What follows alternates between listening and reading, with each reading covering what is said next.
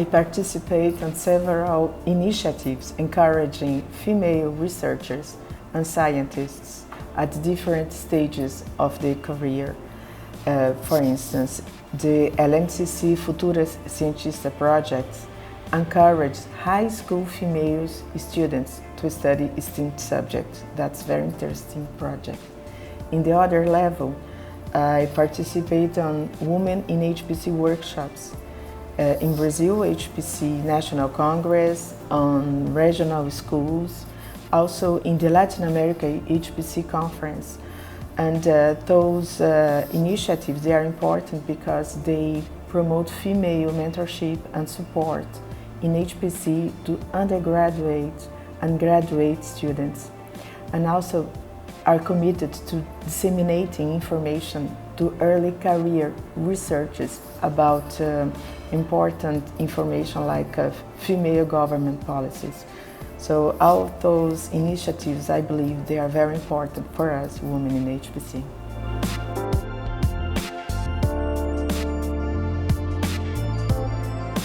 We are currently working to develop a bioinformatics science gateway with the bioinformatics group from LNCC.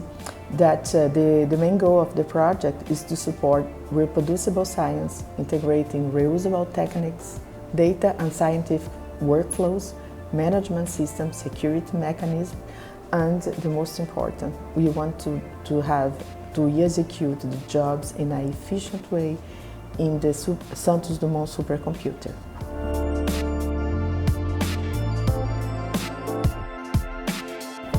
It was tough to balance responsibility as a mom in STEAM.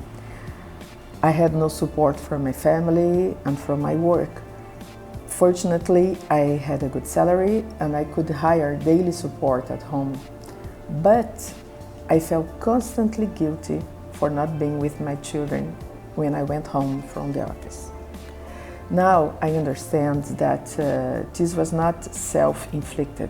This was a consequence of a subtle social pressure that I should have been home with my daughters. So now I understand what was going on.